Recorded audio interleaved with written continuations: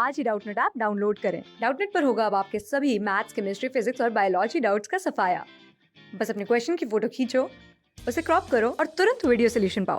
Download now. अभी हमने last topic में देखा था कि कार्टेशियन सिस्टम जो है उसमें कोऑर्डिनेट एक्सिस अगर ड्रॉ करें तो वो 4 पार्टिकुलर एरिया में डिवाइड हो जाता है और फिर वो एरिया में अपन पॉइंट्स को कैसे रिप्रेजेंट करते हैं उसके बारे में सीखा था। अब यहाँ आगे अपन क्वाड्रेंट को लेके कंटिन्यू करते हैं और वो जो 4 पार्टिकुलर एरिया होता है उसी को अपन क्वाड्रेंट के नाम से जानते हैं। ठीक है, उसी को क्वाड्रेंट नाम दिया गया है। तो बेसिकली अगर 4 एरिया है, ठीक है, बेसिकली अगर अपन देखें ये प्लेन के पेपर को अगर कार्टेशियन कोऑर्डिनेट प्लेन बोला जाए और ये जो लाइन है ये कोऑर्डिनेट एक्सिस हो गया यहाँ पे कार्टेशियन कोऑर्डिनेट एक्सिस। तो एक इसमें क्या होता है, एक्स एक्सिस होता है, एक एक्स एक्सिस और एक वाई एक्सिस। तो ये प्लस डायरेक्शन में एक्स एक्सिस और ये माइनस में एक्स डैश एक्सिस और इधर प्लस में वाई एक्सिस और इधर ये माइनस में वाई डैश एक्सिस और ये इन दोनों का इंटरसेक्शन क्या होता है, ओरिजिन नाम दिया जाता है इसके इंटरसेक्शन पॉइंट को। तो अब बेसिकली अगर ये पेपर के प्लेन को कार्टेशियन कोऑर्डिनेट सिस्टम बोला जाए और इसमें ये 90 डिग्री पे जो लाइंस है एक्स ओ एक्स डैश और वाई ओ वाई डैश ये एक्सिस हो गया। तो ये इस एरिया को, इस प्लेन को 4 रीजन में डिवाइड कर रहा है।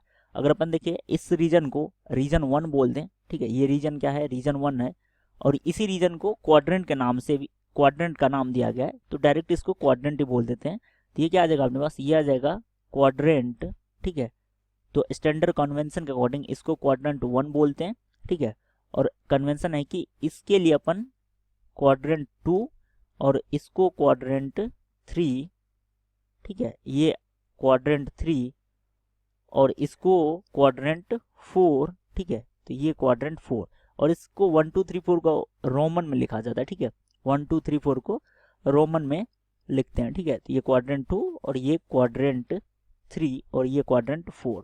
तो अब अपन ने पॉइंट्स का रिप्रेजेंटेशन जो देखा था तो इधर positive direction of X axis और ये positive direction of Y axis और एक्स डैश जो है वो negative direction of X axis और ये negative direction of Y axis. तो इसको कोरस्पॉन्डिंग जो होगा, अब एक्स कोऑर्डिनेट यहाँ पे क्या होगा, क्वाड्रेंट 1 में एक्स कोऑर्डिनेट की एक्स की जो वैल्यू होगी वो क्या होगी, पॉजिटिव, और वाई की भी वैल्यू क्या हो जाएगी, पॉजिटिव। तो इसको पॉजिटिव से भी रिप्रेजेंट कर सकते हैं। पॉजिटिव मतलब पहले एक्स कोऑर्डिनेट लिखते हैं बाद में वाई कोऑर्डिनेट लिखते हैं, तो एक्स कोऑर्डिनेट भी पॉजिटिव और वाई कोऑर्डिनेट भी पॉजिटिव। ठीक है, अब क्वाड्रेंट सेकंड में अगर अपन देखें तो एक्स कोऑर्डिनेट पहले लिखते हैं। ठीक है, किसी भी पॉइंट का एक्स कोऑर्डिनेट पहले लिखते हैं और बाद वाला जो वैल्यू होता है वो क्या होता है, वाई कोऑर्डिनेट। तो यहाँ क्वाड्रेंट 2 में एक्स की वैल्यू नेगेटिव हो जाएगी क्योंकि माइनस एक्स एक्सिस के अलोंग आ गया, तो ये वैल्यू आ जाएगा नेगेटिव।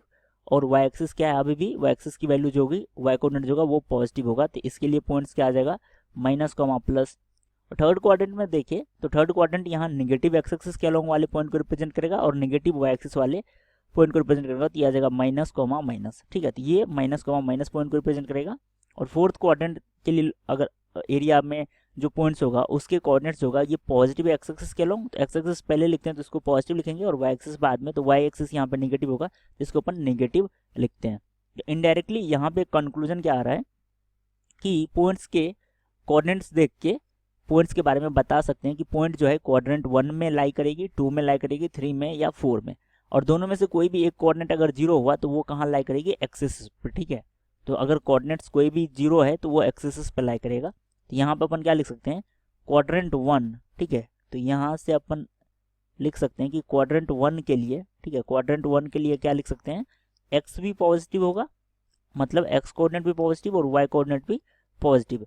सिमिलरली क्वाड्रेंट 2 के लिए अपन क्या बोल सकते हैं, क्वाड्रेंट 2 के लिए बोल सकते हैं कि एक्स कोऑर्डिनेट तो निगेटिव होगी, X coordinate negative, Y coordinate positive. और क्वाड्रेंट 3 के लिए अपन क्या बोल सकते हैं, जो यहाँ फिगर में सिंबलाइज किया है minus minus plus plus plus minus और माइनस प्लस, उसी को यहाँ लैंग्वेज फॉर्म में अपन लिख दे रहे हैं। क्वाड्रेंट 3 में क्या आ जाएगा, एक्स भी निगेटिव और वाई भी निगेटिव। और क्वाड्रेंट 4 अगर अपन देखें तो क्वाड्रेंट 4 में क्या आ जाएगा, क्वाड्रेंट 4 के लिए एक्स तो पॉजिटिव और वाई क्या आ जाएगा, निगेटिव।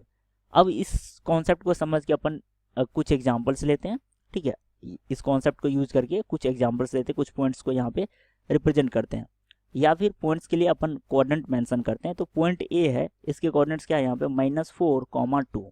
तो ये किस कोऑर्डिनेट में होगा? अगर अपन देखें तो ये कोऑर्डिनेट होगा, ये आ जाएगा X coordinate negative, Y coordinate positive. तो ये किस क्वाड्रेंट में होगा? ये फोर्थ क्वाड्रेंट में होगा, ठीक है, ये फोर्थ क्वाड्रेंट में होगा। तो बेसिकली अपन एक्स कोऑर्डिनेट और वाई कोऑर्डिनेट देख के पॉइंट्स के लिए बता सकते हैं। अब लेट्स से इसके लिए कोऑर्डिनेट्स है यहाँ पे -2, 4। तो एक्स कोऑर्डिनेट निगेटिव और वाई कोऑर्डिनेट पॉजिटिव, तो ये आ जाएगा सेकेंड क्वाड्रेंट में, ठीक है, ये आ जाएगा सेकेंड क्वाड्रेंट के लिए पॉइंट्स होगा।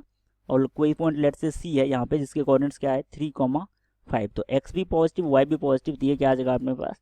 ये आ जाएगा फर्स्ट क्वाड्रेंट के लिए पॉइंट आ गया। अब अपन एक इंपॉर्टेंट कॉन्सेप्ट यूज करते हैं। लेट्स से कोई पॉइंट डी है जिसके कोऑर्डिनेट्स क्या है 0,5। अब 0,5 मतलब एक्स की वैल्यू क्या है 0, एक्स कोऑर्डिनेट 0।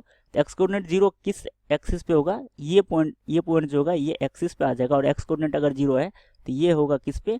वाई एक्सिस पे। और वाई कोऑर्डिनेट अगर प्लस का 5 है तो मतलब पॉजिटिव वाई एक्सिस के अलोंग पॉइंट होगा।